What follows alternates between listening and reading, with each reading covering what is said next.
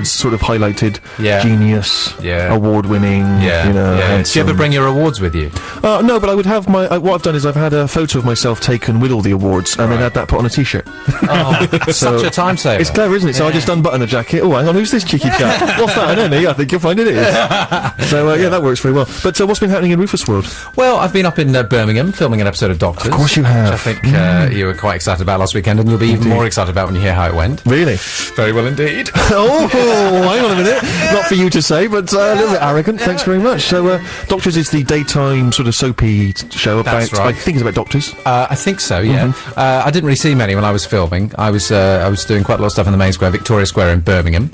Lots of passers-by would have seen us wandering around there. And I think the episodes are broadcast kind of about 3 months' time in June or something. So you'll have to watch out for it. So, can you tell us the backstage secrets of Doctors, or is it all? You know, have you got to be tight-lipped? I wouldn't like to give too much away. A few people are listening, I think, because I told them about the show. And so you know, Donnelly and Simon and all the people on the crew. It's a really, really nice crew, but the turnover is ridiculously fast, and we were filming kind of 8 scenes in an afternoon, and it's really two takes and you're out. It was very much, you know, get it over with. What's the choicest line that you had to say?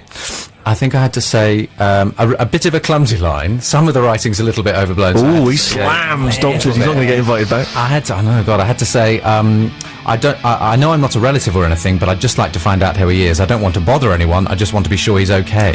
Right. I did that all in one breath, like I did when I did it on the filming, and I did think that was quite a difficult line to say. Yeah, it's difficult to make certain lines work. I remember when Ricky did the TV show Alias, and he had some incredible stuff, which coming out of Ricky's sort of fat face is you know what I mean? It's all stuff about, you know, if you don't give me the money by 10 o'clock, then a bomb will explode. You know, and it's very hard to make that stuff work unless you've got the right kind of look and the right kind of face. A man like yourself, I imagine, could make that work. Yeah, but Steve, I seem to remember that smiling down your long arms last weekend, you said to me a line you remembered if you ever had to be in a Doctor's series. For some reason, I can only remember 2 things. I can remember the beginning of the poem The Windhover by Jeremy Dapple Dawn Drawn Falcon and his riding of the high wind. So if I ever need to drop some poetry, then I'll just, maybe again, if I'm on a speed dating event, I can just throw that in. I also remember a very brief summation of the Communist Manifesto.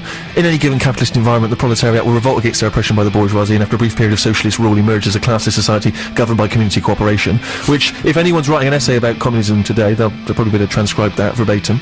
And I also remember just a piece of weird sort of scientific medical jargon. I don't know what it means, but as I understand it, thyroxine causes a rate of oxidation to produce an exophthalmic goiter affecting an oversection of tetlin in the pituitary lobe.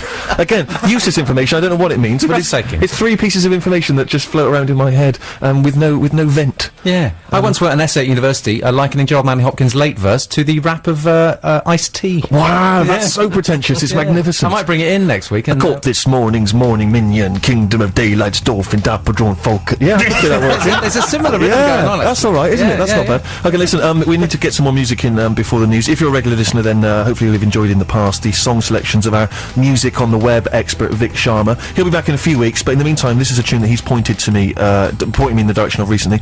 It's called Pick Up the Pieces, and it's a laid-back lead single from Money Mark's new album, Brand New by Tomorrow, which incidentally I think is available brand new from tomorrow. Actually, there's also a DVD that's available tomorrow. Pick Up the Pieces from Money Mark, and as I say, he has a brand new album out tomorrow called Brand New by Tomorrow. I believe it's tomorrow now. I think it's available online and stuff. I'm not sure if you can pick it up in the shops. I should have found that information out. It was a bit slack of me, but I'm a busy man. I've got lots of more important things to do than think about this radio show. Posh Rufus is with us. I like to give him that little sort of moniker just because it's nice to sort of reduce everyone, as you said in the past, to a cultural stereotype. Yeah. What's the most posh thing you've done this week? I think probably wearing this jumper, actually. It is pretty posh, isn't it? Word about it. It's pink. It's bright pink, and as anyone knows, a gentleman can wear something very pink once a month on the high holidays. Only, you know, after church. Sure. You go home, throw some baby pink on, and you know, you smile for the rest of the day. You live for pleasure alone. And you were wearing, I noticed as well, some kind of flat hat, a flat cap. I was wearing a flat cap that combines my 2 wardrobe styles of urban and rural. One unique. Ural. Reuben. Like the mountains. Reuben. Would that work? Reuben. Yeah.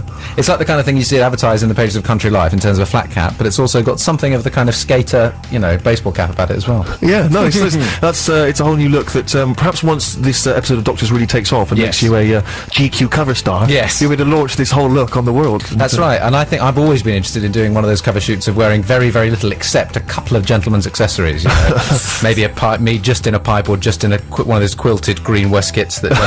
Yes, yeah. A pair of Green wellies. length socks, something like that. Yeah, and nothing else. heaven forbid we should see your Dawkins. Heavens, no, I'm not showing my Dawkins cover up to your anyone. Dawkins. Okay, now you brought in a tune for us. Each week we like to play a cover version. I'm very gracious for you that you brought in a cover version of Something For Me. I brought in Mark Ronson's God Put a Smile on My Face. Now, Mark Ronson, the first I heard of him was he did a Radiohead exit music for a film. And stop me if you've heard this one before. The Smiths song is being played a lot on Six Music at the moment.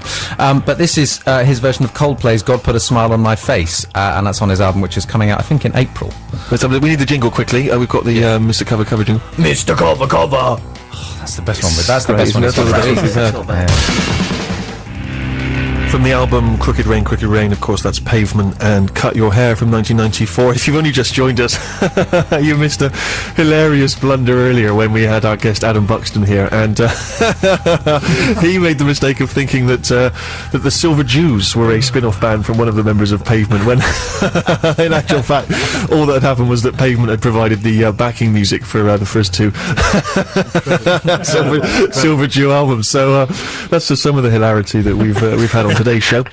Now, if you've been listening over the last, 10, 11 weeks, then you may have been following the fortunes of one man as he's made his way from Land's End to John O'Groats for no very good reason. Each week we've spoken to him on the phone, each week he's recommended an excellent song choice, and I'm pleased to say he's actually here live to show us his war wounds, and also just to receive this giant charity check. No, of course I'm not going to give you that, because you didn't do it for charity, did you, Dave? You just merely did it for selfish, weird and selfish reasons. Absolutely, yes. Thank you very much indeed for coming in, I really Wonderful appreciate to be it. here, Steve. Thank you. You're bearded. Are you naturally a bearded man? No, unnaturally so. Right, it's fake. Yes. No, but you've obviously used the time whilst walking To experiment with facial such hair. things, yes. How did the whole thing, in retrospect now, a week or so later, how do you look back on it? Fondly?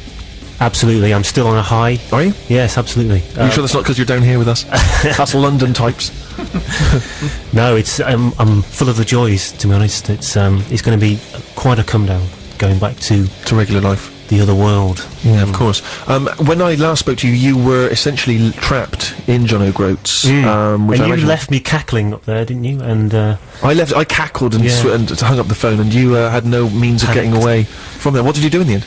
I fled backwards, so I got straight back on a train, and 16 hours later I was in my own bed, wondering if it ever happened. And how much do you think the whole excursion cost you? Because you were living in B&Bs, is that right? Yeah. When you weren't falling into ditches, Yes. trapping yourself in snow. Decided to make the most of the whole experience, so my own money, of course, so it must have been a few thousand pounds. Imagine that, yeah.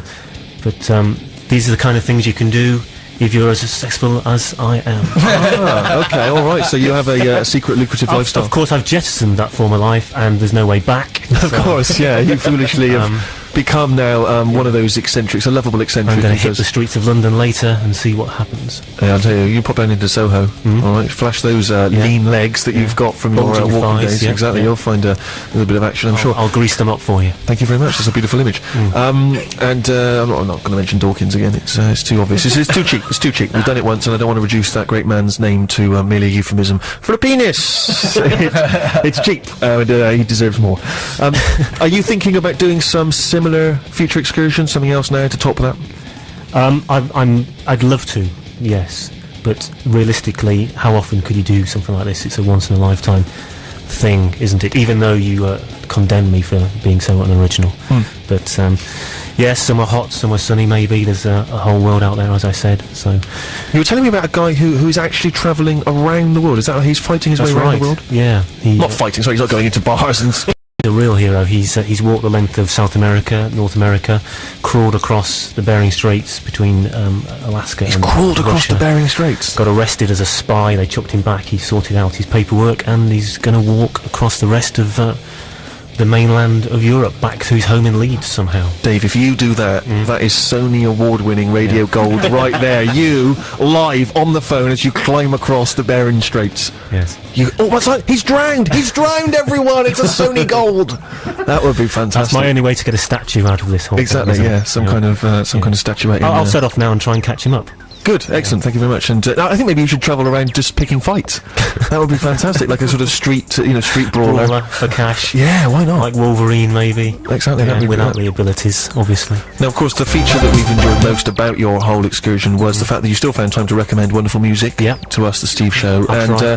what have you found for us this week? You've come in obviously not empty-handed. No, I've got a treat for you.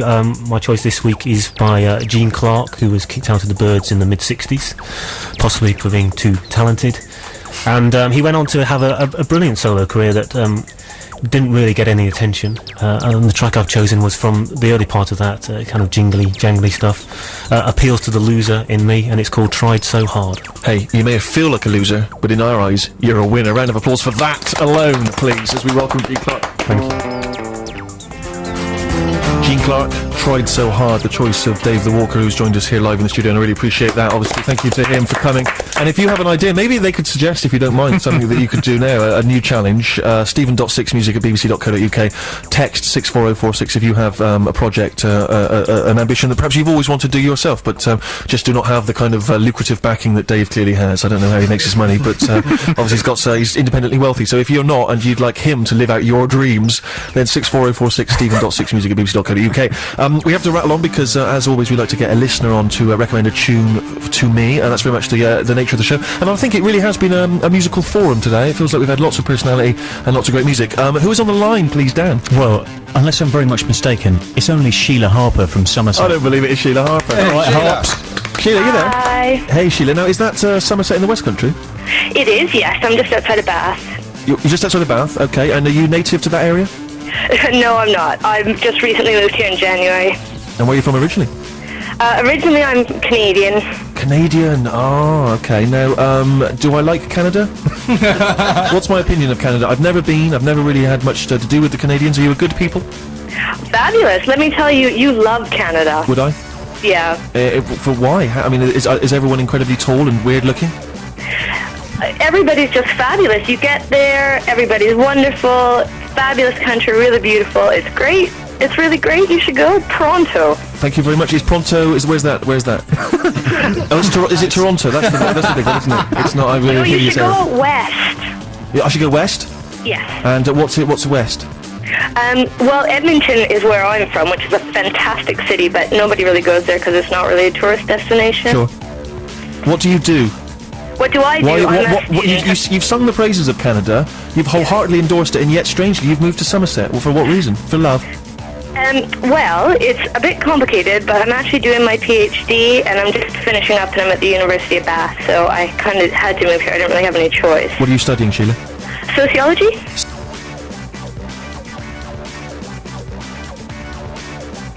Sociology, one of the sort of pretend studies. Yes. That's correct. And yeah. what do you hope to do? Finish. Of course, yeah, good luck with that's that. my primary goal. I don't really know, to be honest. There's not much you do with a PhD in sociology. I think working at McDonald's is pretty much what's on the cards. Oh, there's going to be sociologists everywhere slamming you there. If you have those comments, you've damned the whole profession. Yeah. Man alive. How old are you? Are you elderly? I'm 30. Oh, you're getting on. Yeah. Man alive, you you left know. the studying a bit late. What were you doing previously? It's a bit of a long story. I have done various things. I worked and traveled and yeah. You've worked and travelled. That was a hell of a long story. You worked and travelled a bit. Well, thank you very much for that. I'd love to hear one of your short stories. Thanks very much, Sheila. Hilarious. No, Sheila, I really appreciate you calling in. It's lovely to hear people, and particularly to get some ladies on the air, because we're embarrassed the fact that it feels so laddish, this show. It really does. You really need more of the. You need more of a female influence. I Well, we're think. trying to sort that out by getting people to contribute radio tapes and demo tapes in. So, because we're looking for some regular female contributors. So perhaps, Sheila, you'll send in a tape of you perhaps taking a sideways look at the week's news, but through the eyes of a sociologist. It could be hilarious. A regular feature. Oh, well, you know, if you're lucky, maybe, yeah. Thank you very much. Now, what tune have you chosen for us? It's a track by Stars, who are a Canadian band, and it's called Your Ex-Lover Is Dead. Your ex-lover is dead. Now, why does this song relate to... is this a song you find that kind of gets under your skin? It does. You know what I really like about it is that it's one of those songs well, at least for me, you listen to, and then you like want to play it again because it's so good, and it finishes, and you're like, oh, I just really want to hear that again. And I think that's a good quality. That's always a good quality. I was going to ask your ex-lover was dead. I don't feel that's appropriate. We don't know each other well enough, but maybe later episodes. yes, exactly. We'll find. Well, you've teased us now. Is Sheila's ex-lover dead? Find out in future weeks on the Steve Show. Okay, let's listen to the track, and we'll give you our verdict afterwards. Thanks for talking to us, Sheila. Stay there. All right. Your Ex-Lover is Dead by Stars. Sheila, are you still there? I am. I'll tell you, Sheila, I absolutely love that song. I thought it was wonderful. Isn't it fabulous? It's so good. You've got excellent, impeccable taste, and that's exactly the sort of song that I was hoping people would recommend to me. Songs that are completely unfamiliar to me. They tick all of my boxes. Epic, grand.